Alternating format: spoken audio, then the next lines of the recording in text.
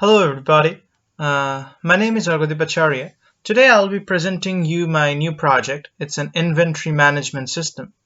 Now this inventory management system is developed using Python programming language. Um, a little bit about myself. I've been learning Python for the past 2 weeks or so, so I'm quite a beginner to Python here. And I always wanted to learn the language because I really appreciate the language. Though due to the high level of abstractions, the language becomes slow compared to C or C++. However, still, you don't always need that high speed in normal day-to-day conditions, so Python proves to be useful. So I created an inventory management system. Basically what it is say you have a warehouse. Now in the warehouse, product supplies come in, they go out.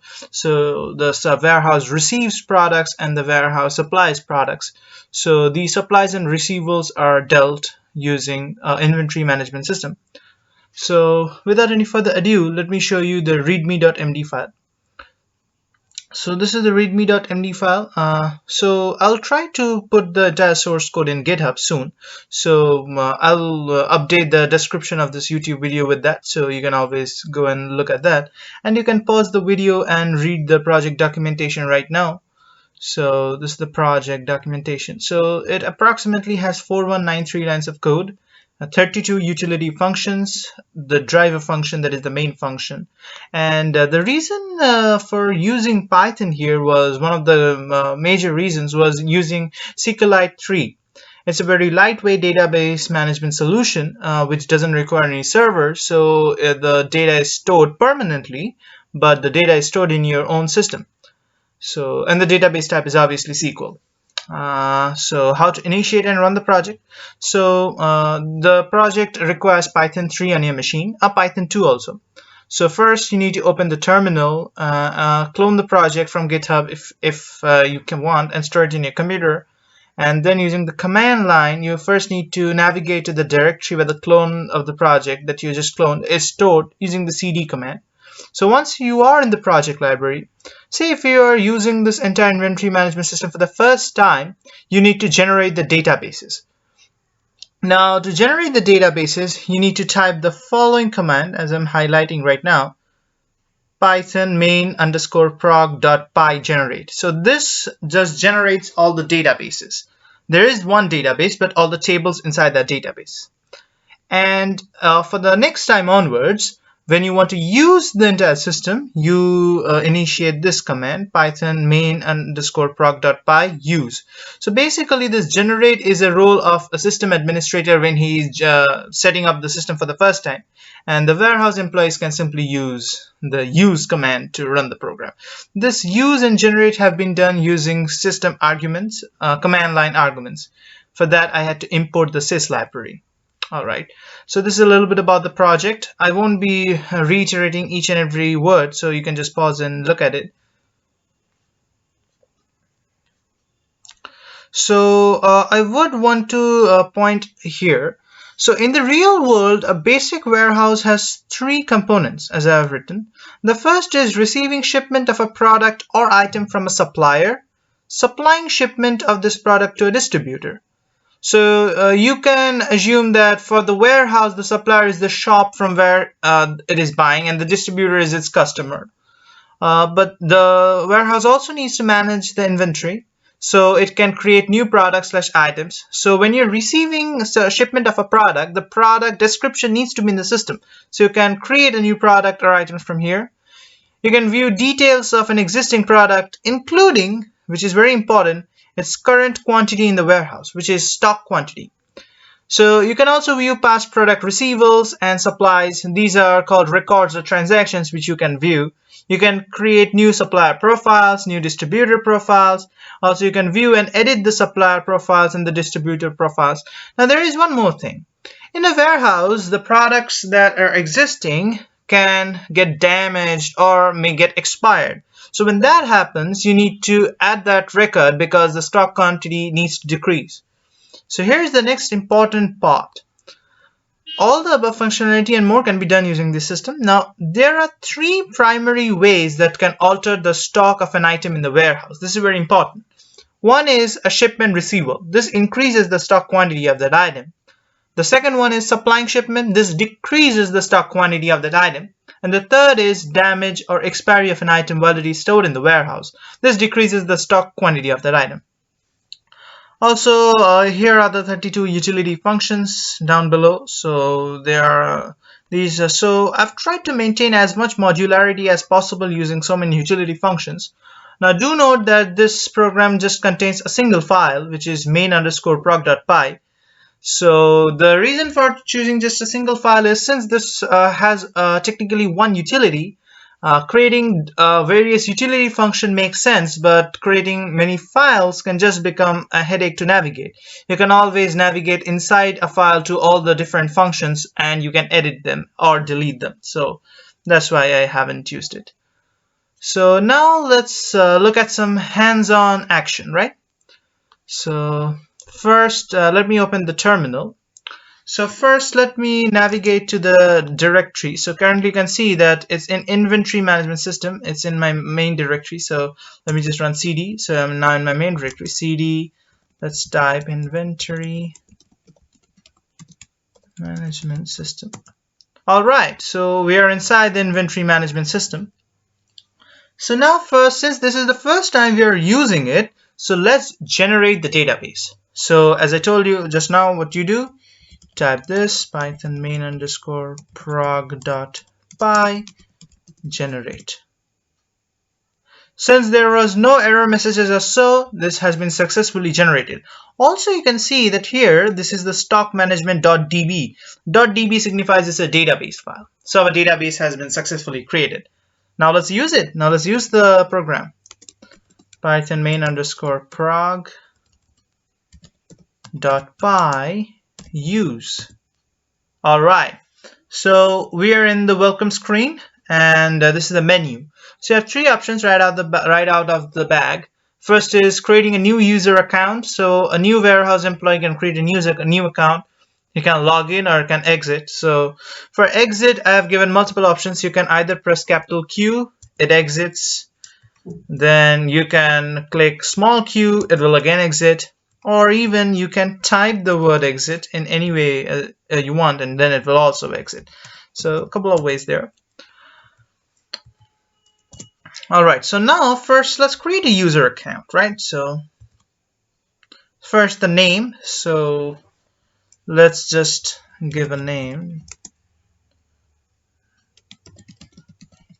So yeah, all these names, all the details I will be showing here are entirely fictitious. So they don't maintain any resemblance to any real life thing. It's a completely an educational project, and all these are fictitious.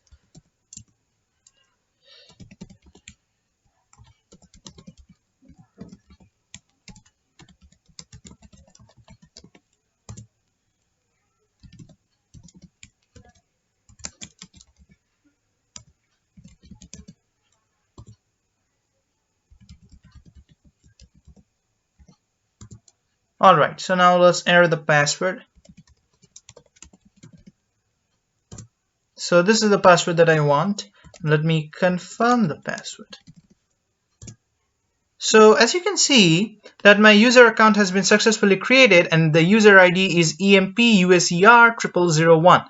Now what I want to mention is, as I create subsequent next accounts, the user IDs will be generated one after the other. So the next one will be EMPUSER0002. So let me just show you that. So I will be just typing random, just a single letter everywhere here.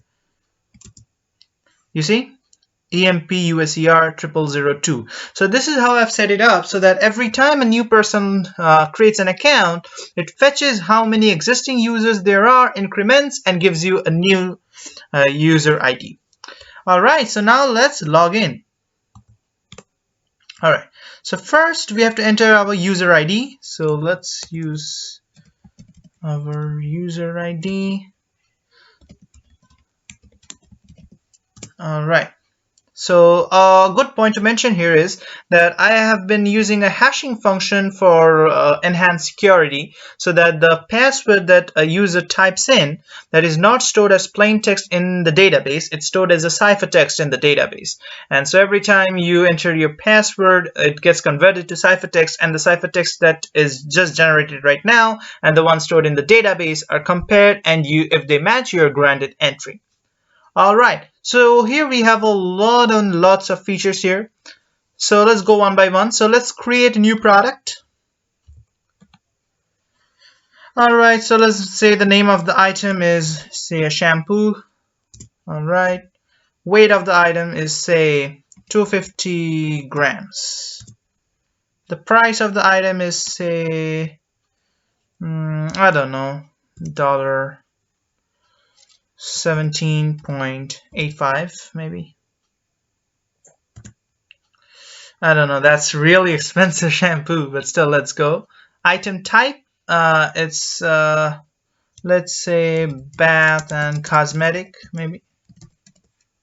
All right, brand of the item, now I will just say a fictitious name, say Glossol. All right, so now if you can see that the product has been successfully created and the item code of the product is ITMCD 0001. Now generating new product item codes is same as generating new user IDs, so you get that point. So when I create a next product, it will be ITMCD 0002. So okay, let's now view product details. All right. So in the case of viewing the product details, you can view either by searching it to the item code or searching it by item name, or you can view all the items in your system. So right now we just have one. So if we click 3 and press enter, we'll just see all the item codes, all the products and their details. We can see the item code, ITMCD, the shampoo, 250 gram, and all this. Now, as you can see, when you create a new product, the item stock quantity is always set to default to 0. There are currently one product in the system as of this. Now this is the GMT time that is showing. So it's done using the datetime module in Python. All right. So now this is a very neat feature that I've added is, do you wish to download these details in a text file? Yes. So what it will do is it will download all of these details and print it in a text file, which you can simply share it with others if you want. So we can click Y. So it has given us some stuff. The product details have been successfully printed in the file product_details_file40s.txt, and it is downloaded inside the directory product_details. So there are various directories for various documents that are getting downloaded. So for product details, we have this one. Let's open this file. Yeah, there are currently one product in the system as of this. Details of all products, product 1, and like that. So it works. Now let's see what happens if we search by an item code. So let's do that, ITMCD 000. It shows. Again, you can wish to print the product details, and voila, it prints. It has gone to the next one. See? Now, in this case, since it's a singular product printing, there is no all the details of all products, so it prints differently. Similarly, you can also search by an item name, but you do have to enter the exact item name or it won't match, obviously. So let's enter choice 2. But it is case insensitive. So the item name, as you can see, is shampoo, but you can enter it in all small letters and it'll still work. Yeah, so it still found the product. And yes, so let's print it again. It will just print it. Now, what if we enter wrong item code or wrong item name? Let's do that also. So let's say ABCD. Voila. Incorrect product ID entered, or the product doesn't exist in system. Same with the name. Let's see. The name, say, let's enter name ABCD. Incorrect product name entered, or product doesn't exist in system. So it works. So now let's see what else we have. So we saw create a new product, we saw view product details. Now there are some other functions like view user details. So what view user details will do is it will allow you to view your current profile details. So let's see that. 14, enter. So these are my user details. As you can know, I just now created the account, so these are the details. Now I can even print this. So and it got printed, and it has given me some prompts. So it's the file user underscore details file 0003.txt, and it downloaded in directory user underscore details. Yes, here it is. So let's open the file. We have the user details, and I can share this with someone else. But you can also alter the user details. So let's alter the user details. So to do that, that's option 4, edit user profile details. So let's click 4. All right, so let's see which one we want to edit. So let's say we want to change the age. The age earlier was 24. So as you can see, it's quite smart that when you want to edit the details, it also shows you what the current user details are and then provides you with the user details editing menu. So currently the age is 24. Let's change the age to 35. So we want to edit age, which is option 2. So let's enter 2. Enter new age 35, and voila. So the age is successfully updated, and it's again asking us if we want to edit something else. So let's change the phone number too. So the phone number, so 4. So let's enter the new phone number 555-5555-555, and let's see. So phone number successfully updated. So now let's quit it. So let's click Q and enter. So now let's see if the details were edited or not. So just this 14th, view user details, and voila. So they have been edited. So the age is 35 and the phone number is this. Do you wish to download these details? Yes, I do. So the new details are here, user details, and it's done. So now let's look at the next option, which is editing a product's details. So let's try that one out. So yeah. So first, when we want to edit the details of a product, first we need to search the product. So let's search by the name. So let's search shampoo.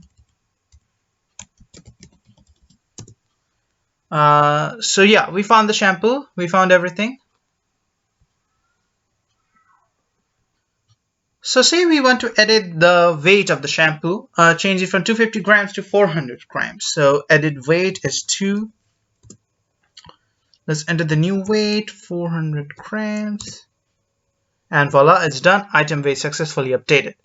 So now let's exit the system here. Again, exit here.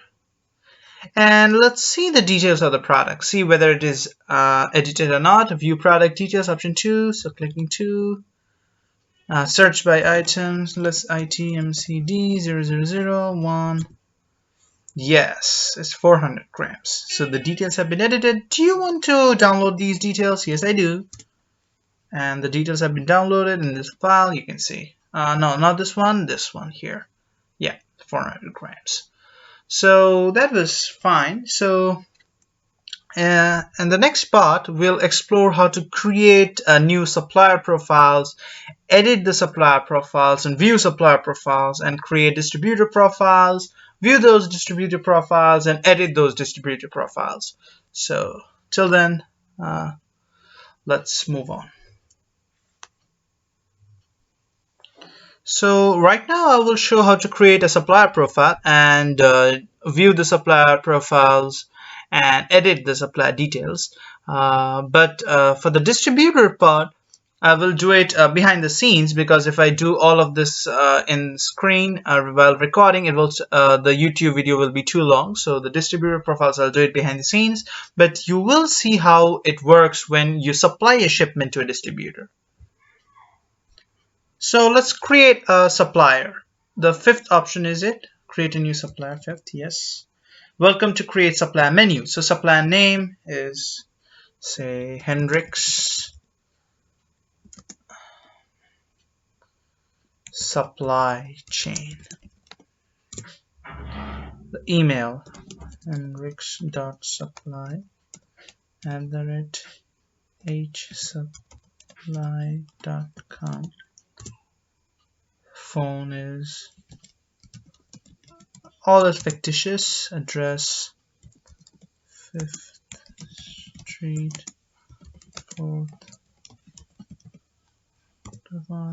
Okay, supply type. Now this will vary how the inventory management system views the supplier. So say this supplier is a medium scale supplier. So let's write that medium scale.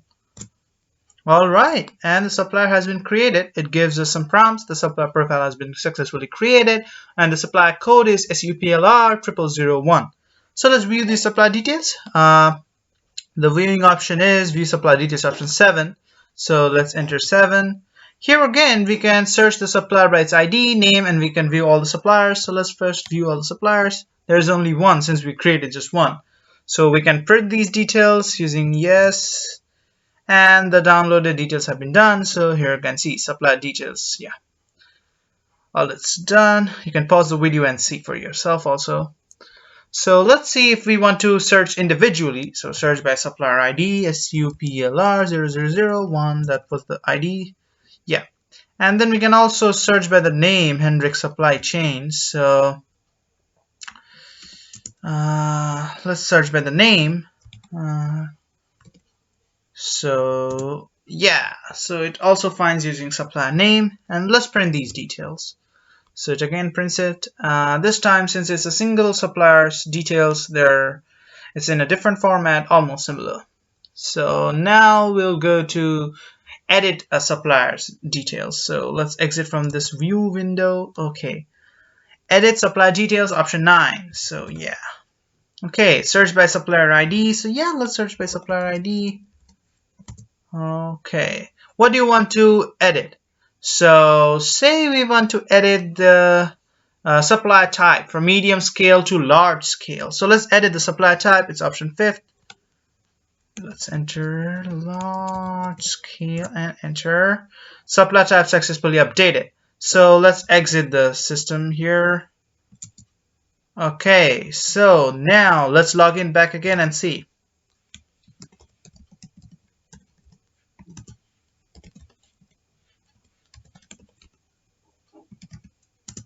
Okay, so enter your choice. We want to view supplier details. That's option 7. Search by supplier ID. And voila, it has changed to large scale.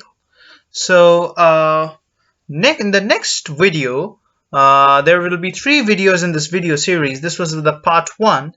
In the part 2 of the video, I would have also created a distributor, a dummy distributor account, and would show you how receivables and supplies are done.